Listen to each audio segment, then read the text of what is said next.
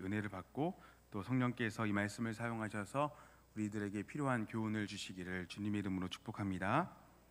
첫사람 아담의 타락은 분명 하나님의 말씀에 순종하지 않음, 그것이 죄의 본질임을 우리들에게 교훈해 줍니다. 모두가 아시는 것처럼 선악과를 먹은 그 행위로서 하나님 말씀에 불순종한 것, 그것이 이 타락의 내용이죠. 그것이 타락의 내용이지만 사실 타락의 본질은 그 아담의 부패한 마음입니다. 그러니 선악과를 먹으려 하였던 아담 마음속에 어떠한 생각이 자리 잡고 있었는가를 아는 것이 참 중요한데요. 왜 아담이 선악과를 먹은 것입니까? 이 선악과와 관련하여서 이 두 가지 차원을 생각해 볼 수 있습니다. 첫째로 아담은 하나님이 먹지 말라고 하신 그 선악과를 바라보면서 이 하나님의 왕되심과 자신의 백성됨, 또 하나님의 창조주 되심과 자신의 이 피조물됨을 분명하게 인식해야 했습니다. 하나님과 인간 사이에 분명한 그 존재론적 차이가 이 선악과를 두고 아담에게 계시되었던 것이죠.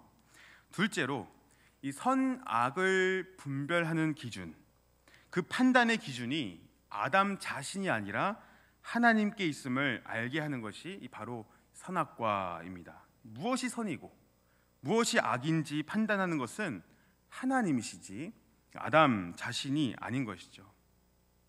그러나 이 아담의 마음속에서 일어난 부패는 이 두 가지를 뒤집어 버리는데요.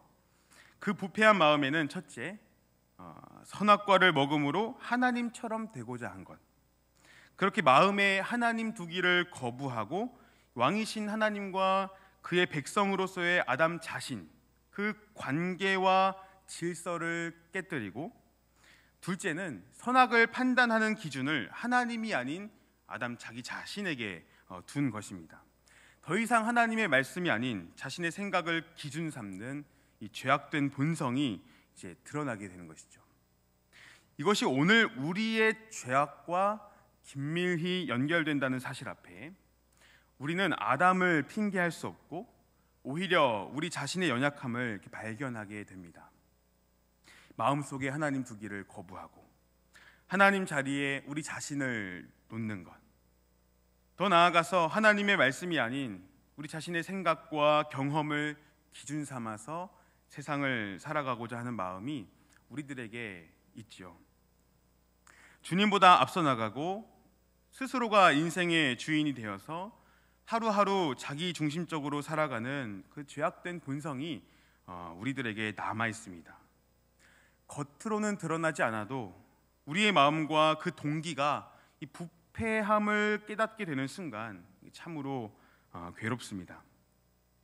그런데 더 괴롭고 정말 비참한 것은 우리의 마음이 부패하여 실상은 우리의 뜻대로 살고 있음에도 불구하고 여러 가지 형식적이고도 종교적인 행위를 신앙의 명분을 삼아서 나름 나는 하나님의 뜻대로 살고 있어라고 착각한다는 것이, 그러한 삶을 산다는 것이 정말 괴롭고 정말 비참한 것이죠. 우리 수원성심교회 성도님들은 그러지 않기를 간절히 소망합니다. 모두가 형식으로만이 아니라 정말로 마음을 다하여 하나님 말씀에 순종하는 삶을 살아가시는 여러분 되시기를 간절히 바랍니다. 하나님의 말씀에 순종한다는 것은 말씀이 우리들의 삶의 기준이 되고 그렇게 자신의 생각을 앞세우지 않으며 언제나 우리의 왕 되신 주님을 마음에 모시며 살아가는 것입니다. 이러한 삶이 우리들의 신앙의 본질임을 기억하셔야 합니다. 겉으로 드러나는 신앙의 형식들 역시 간과할 수 없지만 보다 중요한 것은 하나님의 말씀을 따르고 있는가, 우리의 마음이 그 말씀으로 인하여 움직이며 우리들의 생각과 판단의 그 기준이 되는가입니다. 이것이 하나님께서 우리들에게 원하시는 신앙의 모습인 것이죠. 그 어떤 열심보다 말씀대로 살아가려는 열심, 그 순종의 마음이 오늘 이 자리에 계신 우리들에게, 우리 여러분 모두에게 충만히 채워지시기를 간절히 소망합니다. 하나님은 이스라엘의 왕을 세워주셨죠. 누구입니까? 이스라엘 초대왕 사울입니다. 이스라엘이 이방 나라와 같이 되고 싶었던 그 동기, 잘못된 동기로 인하여서 이 왕을 구한 것은 분명 하나님 앞에 큰 죄악이었습니다. 그러나 하나님께서 이 왕의 제도를 이스라엘에게 허용하신 것은 이스라엘을 향한 하나님의 주권을 하나님이 포기하신 것이 아니라, 그들의 요구대로 이루어 주시면서 그 주권을 포기하신 것이 아니라, 새롭게 세워진 그 왕 역시 하나님의 주권과 하나님의 뜻을 따라야 하는 조건 속에 놓여 있음을, 그렇게 하나님의 말씀대로 이스라엘을 이끌어 가야 함을 알게 하신 것이죠. 그래서 사실은 왕을 요구한 것은 이스라엘이지만 그 왕을 세우시는 분은 누구십니까? 하나님이십니다. 사무엘을 통하여 사울을 왕으로 세우심으로 이 모든 주권이 하나님께로부터 온다는 것을 분명하게 보여주시는 것이죠. 그렇다면 이제 이스라엘과 사울 왕에게 요구되는 삶이란 다른 것 아닙니다. 하나님의 말씀대로 살아가는 것, 그것이 요구되는 삶인 것이죠. 참되고 유일한 왕이신 하나님만 이 마음에 두고 하나님의 말씀이 선악간의 기준이 되어서 그 말씀대로 순종하는 것이 이스라엘이 걸어야 했던 것이고 또 사울이 걸어야 할 길이었던 것입니다. 문제는 과연 사울이 이것을 잘 수행하는가? 하나님의 말씀을 지키며 이스라엘을 통치하는가? 하나님의 마음에 합한 자로 세워지는가입니다. 오늘 우리가 읽은 말씀은 사울이 이 일에 실패했음을 보여주는데, 먼저 오늘 본문의 배경이 되는 1절부터 3절까지의 말씀을 한번 보시겠습니까? 1절에서 3절 말씀 우리 한 목소리로 함께 읽어봅니다. 1절에서 3절 시작. 사무엘이 사울에게 이르되 여호와께서 나를 보내어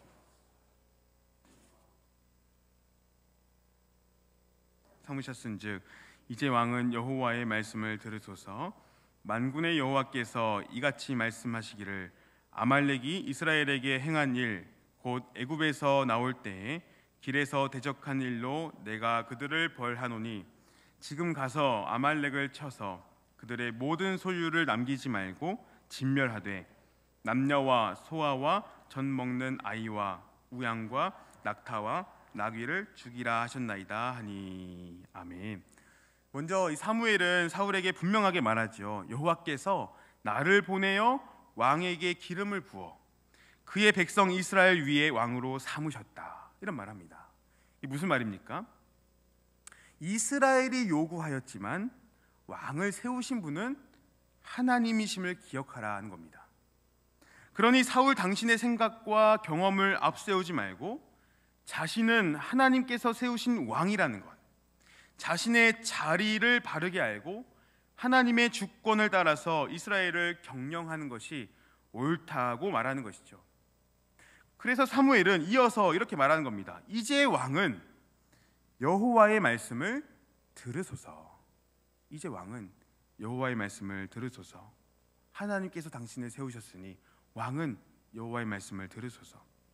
이스라엘의 왕이란 여호와의 말씀을 듣는 것이 가장 중요한 본질입니다.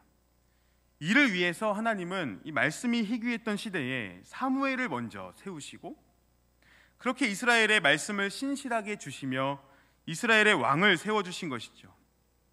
그리고 이제 사무엘은 사울에게 하나님의 말씀, 곧 아말렉을 치라는 하나님의 뜻을 전합니다. 이 과거에 이 아말렉이 이스라엘에게 한 일이 있었는데 하나님께서 그 과거의 일로 인하여서 아말렉을 벌한다 하셨으니 지금 사울 당신이 지금 가서 아말렉을 치라고 전한 것이죠. 특별히 우리는 여기서 두 가지 단어에 주목할 필요가 있는데요. 먼저 3절에 보시면 이 3절에 나오는 진멸하다라는 단어입니다. 진멸하다. 이 헤렘이라고 불리는 이 성전, 다시 말해서 이 거룩한 전쟁으로서 하나님께서 죄악된 것들을 모두 제거하게 하시는 것입니다. 그러니 하나님께서 헤렘, 진멸하라라고 명령하신 것은 반드시 지켜야 하는 것입니다.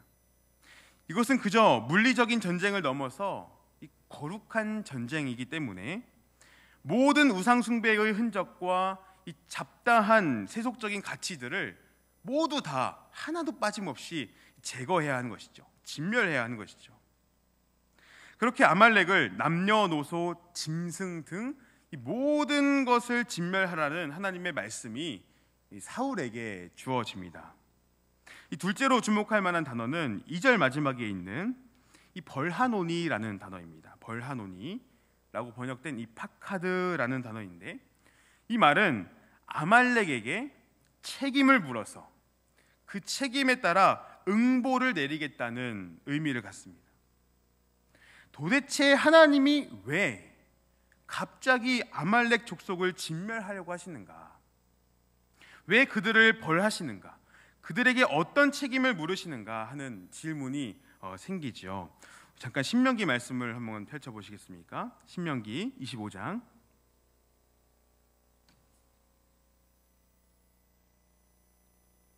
17절에서 19절 말씀, 제가 가진 성경으로는 구약 300페이지쯤에 있습니다. 신명기 25장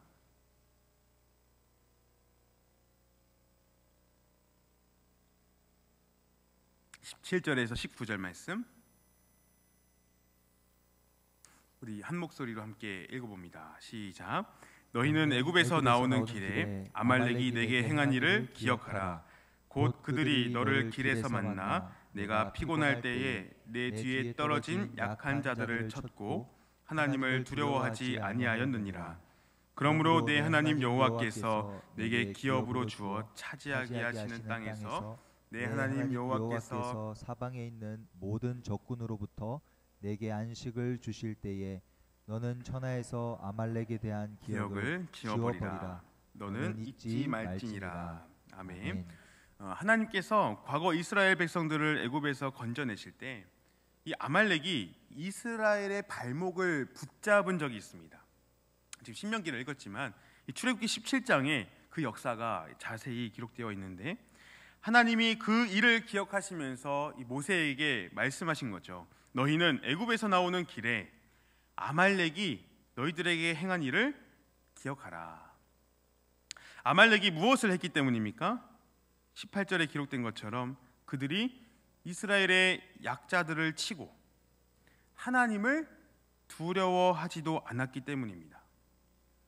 이게 단순히 이스라엘을 괴롭혔다 이 정도가 아닙니다. 여기서 이스라엘을 향한 아말렉의 그 괴롭힘이란 이스라엘을 향한 하나님의 일하심에 대하여 끊임없이 방해하는 이 악의 대명사로 나오는 것이죠. 그래서 하나님은 출애굽기 17장에서 이렇게 말씀하신 바가 있습니다. 여호와께서 맹세하시기를 여호와가 아말렉과 더불어 대대로 싸우리라. 여호와께서 아말렉과 더불어 대대로 싸운다 말씀하십니다. 그때의 일을 기억하시면서 이제는 사무엘을 통하여서 사울에게 무엇을 말씀하시는 겁니까? 아말렉을 진멸하라. 아말렉을 진멸하라. 하나님의 구원의 역사와 하나님의 일하심에 대적했던 그 아말렉을 심판하시겠다는 말씀이신 것이죠. 그렇다면 지금 이 사울에게 요구된 이 명령은 단순히 아말렉을 치라는 것 이상으로 과거에 하나님께서 아말렉을 심판하시겠다 약속하셨던 그 약속의 성취의 관점에서 보아야 하는 겁니다. 이미 사울은 앞에서 여러 가지 실수를 저질렀지만 하나님은 사울에게 다시금 기회를 주시면서 이 아말렉을 진멸하게 하셔서 이 사울을 통하여 하나님의 약속과 계획을 성취하시고자 하셨던 것이죠. 문제는 사울이 어떻게 합니까? 오늘 본문 15장으로 오셔서 9절을 보시면 사울이 아말렉을 치기는 칩니다. 그 말씀을 듣고 아말렉을 치러 갑니다. 그런데 하나님께서 말씀하신 대로 모든 것을 진멸하지는 않습니다. 그렇죠? 이 아각 왕과 좋은 짐승들은 남겨두고 가치 없고 하찮은 것만 진멸하는 모습을 보이고 있습니다. 하나님은 어떻게 하라고 말씀하셨죠? 모든 것을 남기지 말고 모든 것을 진멸하라 하셨죠. 무엇이 가치 있는 짐승인지 하찮은 짐승인지를 사울 스스로가 분별하여 가치 있는 것은 남겨두고 가치 없는 것만 진멸하라 이렇게 말씀하시지 않았습니다. 진멸하고 안 하고의 기준은 사울 자신의 생각이 아니라 하나님의 말씀입니다. 그런데 사울은 하나님의 말씀을 따르지 않죠. 아니, 엄밀하게 표현하자면 자신의 판단으로 하나님의 말씀을 성취하지 않은 겁니다. 11절을 보시면 하나님이 사울을 왕으로 세우신 것을 이렇게 후회하시면서 이렇게 말씀하세요. 그가 나를 따르지 않고 내 명령을 행하지 아니하였다 말씀하시는데, 여기 행하다라는 말은 성취하다라는 말입니다. 성취하다. 그러니까 하나님은 이미 모세를 통하여서 아말렉을 완전히 심판하실 것을 말씀하시고 계획하셨는데, 그렇게 과거에 하나님께서 약속하셨던 그 아말렉에 대한 심판, 그들을 완전히 진멸하리라는 그 계획을 누가 성취하지 않은 것입니까? 사울입니다. 하나님의 계획을 성취하지 않은 사울이 된 것이죠. 하나님의 말씀을 기준 삼고 그 말씀에 순종하여 하나님께서 계획하신 바를 성취해야 할 자리에 있었던 이스라엘의 왕 사울이지만, 그는 그 말씀에 불순종하여 약속의 성취를 이루지 못했던 것이죠. 왜 사울이 모든 것을 진멸하지 않고 좋은 짐승들을 남긴 것입니까? 15절에서 사울은 그 이유에 대해서 이렇게 말합니다. 사울이 이르되 그것은 무리가 아말렉 사람에게서 끌어온 것인데 백성이 당신의 하나님 여호와께 제사하려 하여 양들과 소들 중에서 가장 좋은 것을 남김이요 그 외의 것은 우리가 진멸하였나이다. 이 짐승들을 끌어온 이유를 뭐 하려고요? 하나님께 제사하려고, 하나님께 바치려고 이 좋은 짐승들을 남겨왔다고 말하고 있습니다. 먼저 여기서 우리는 이 사울의 되게 비겁한 모습을 조금 보게 되는데요. 사울은 양들과 소들 중에서 가장 좋은 것을 누가 남겼다고 말하며 책임을 회피합니까? 자세히 보시면 누가 남겼다고 합니까? 백성이라고 말해요. 백성이 당신의 하나님 여호와께 제사하려 하여 양들과 소들 중에서 가장 좋은 것을 남김이요. 오늘 우리가 읽은 본문에서도 사울의 이러한 모습이 드러납니다. 20절을 보시면 자신은 여호와의 목소리에 청종하여 아각을 끌어왔고 아말렉을 진멸했지만 다만 누가요? 백성이 그 마땅히 멸할 것들 중에서 가장 좋은 것들을 여호와께 제사하려고 남겨왔다. 이렇게 말하면서 책임을 백성들에게 전가하는 모습을 보입니다. 이 왕으로서 책임을 지고 백성을 바르게 이끌면서 하나님의 뜻을 쫓아야 했던 사울이 그저 책임 회피와 변명하기에 급급하죠. 자신의 부패한 마음을 감추고 불순종의 책임을 회피하기 위해서 남 탓하고 있는 것입니다. 이 자신의 생각을 기준으로 삼은 후 마주한 문제에 대하여 타인에게 책임을 전가하는 것이 마치 아담이 타락한 후에 그 책임을 하와에게 돌렸던 그 죄악된 본성이 다시금 발현되는 듯합니다. 이게 바로 불순종의 역사입니다. 그렇게 하나님의 말씀에 귀를 기울이지 않은 것은 자신이 아니라 이 백성들일 뿐, 자신은 당당하게 여호와의 목소리를 청종하였다고 말하고 있는 것이죠. 역시 지금 기준은 자기 자신입니다. 그러나 이 사울의 변명일 뿐이죠. 사울의 변명일 뿐입니다. 실제로 사울과 이 백성들이 아말렉을 진멸하는 장면을 기록하고 있는 9절 말씀을 한번 보십시오. 9절을 보시면 이 사울과 백성이 아각과 그의 양과 소의 가장 좋은 것 또는 기름진 것과 어린 양과 모든 좋은 것을 남기고라는 이 표현이 있습니다. 분명 이 문장에서 주어는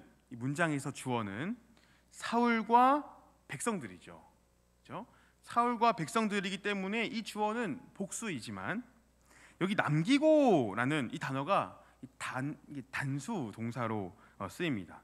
주어가 복수이면 동사도 복수로 자연스럽게 쓰여야 하는 것이 문법적으로 맞는데 이 남겼다라는 말이 단수로 쓰인 것은 모든 것을 진멸하지 않고 가장 좋은 것을 남겨둔 것이 단지 백성들만의 생각이 아니라 그 지시가 왕인 사울로부터 왔다는 것을 그대로 드러내고 있는 것입니다.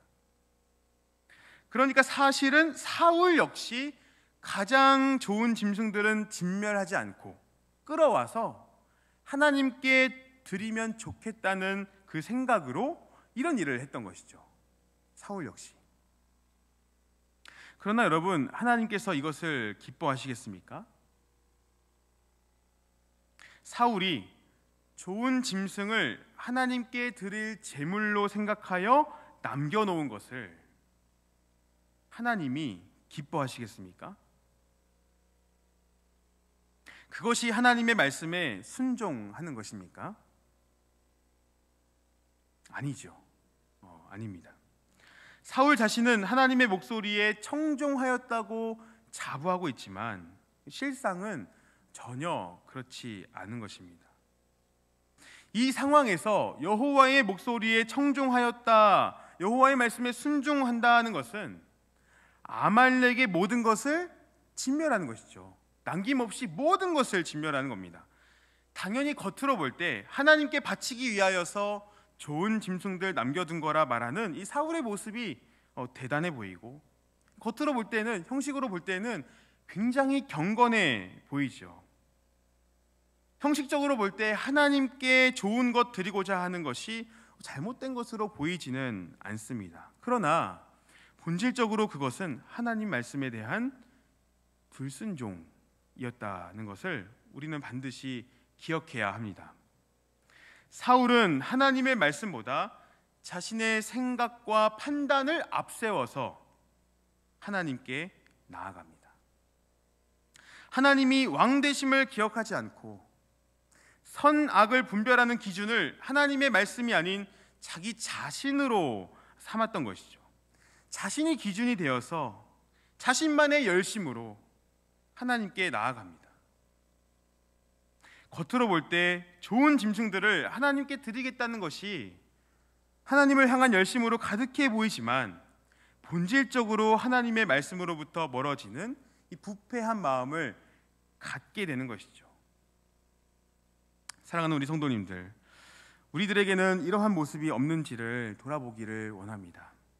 무슨 일에든지 형식을 무시해서는 안 됩니다. 분명 우리 안에 이루어지는 다양한 일들은 형식을 취하게 되죠. 그러나 속으로 미워하면서 겉으로 잘 대할 수 있듯이 신앙의 형식은 잘 갖추면서 본질은 다른 것으로 채워져 있을 수도 있습니다. 예배 생활은 빠지지 않고 하면서 마음은 다른 곳에 가 있을 수도 있고, 기도를 빠지지 않고 하면서도 그 기도를 통하여서 그저 내 욕망만 드러낼 수도 있습니다.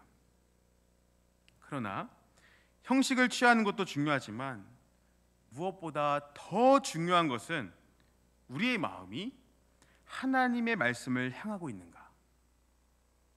겉으로는 아무렇지 않지만 속에서는 육신의 정욕과 안목의 정욕과 이생의 자랑이 삶의 동력이 되고 있지는 않은지 우리 스스로를 정말 돌아보아야 합니다.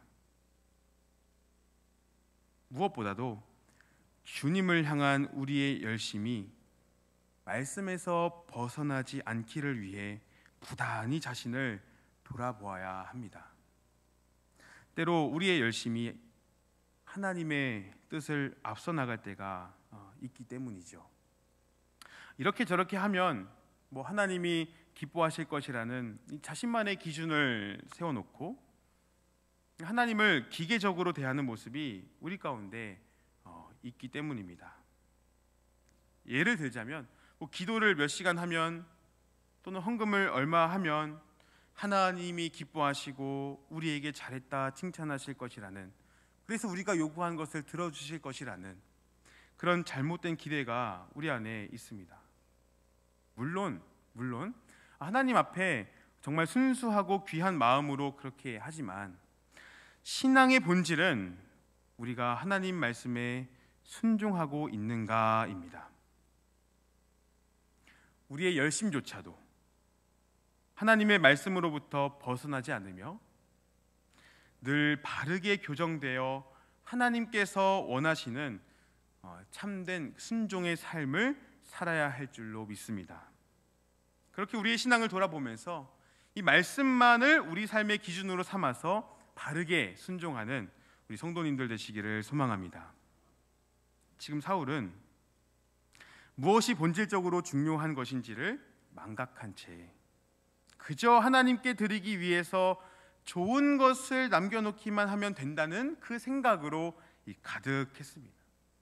하나님께서 원하시는 것은 아말렉의 모든 것을 진멸하여 하나님께서 계획하셨던 것을 성취하는 건데 그저 그릇된 열심으로 하나님께 나아가는 사울의 모습, 본질적으로 하나님 말씀에 불순종하는 이 사울의 모습을 보게 되는 것이죠.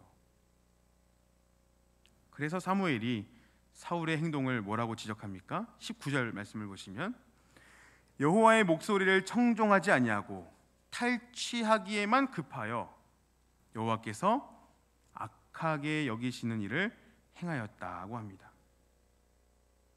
하나님이 원하시지 않는 것에 마음을 쏟고 있으면서 그렇게 아말렉을 완전히 진멸하지 않으면서 하나님께 드릴 재물을 취한다는 열심으로 여호와의 목소리를 듣지 아니한 사울의 모습, 그것이 바로 여호와께서 악하게 여기시는 일인 것입니다.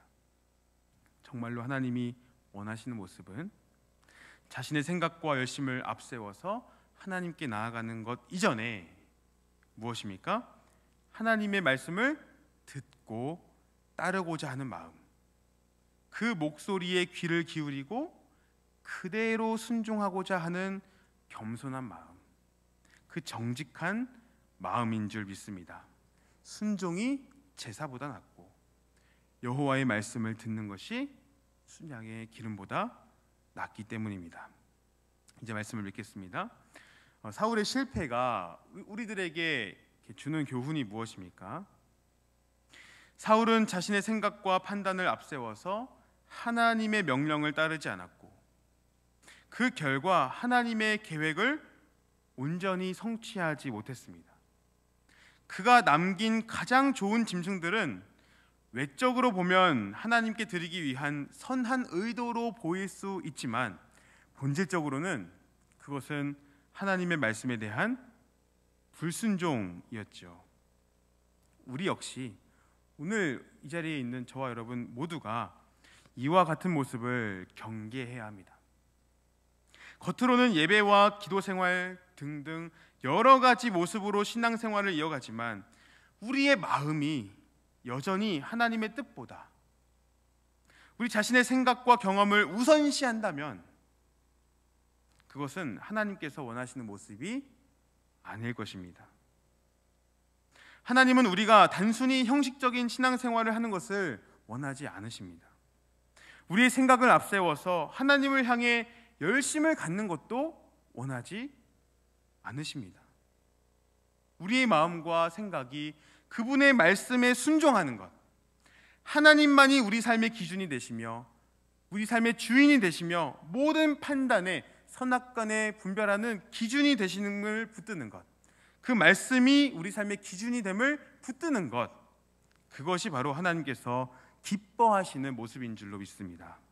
그러니 순종이 제사보다 낫고 여호와의 말씀을 듣는 것이 순양의 기름보다 낫다는 이 말씀을 우리 마음 가운데 깊이 새기시면서 우리 모두가 하나님 말씀 안에 거하는 삶을 결단하게 되시기를 소망합니다.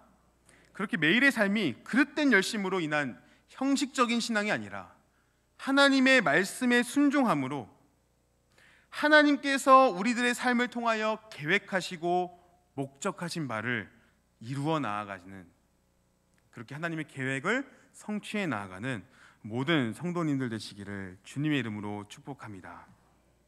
함께 말씀 생각하시면서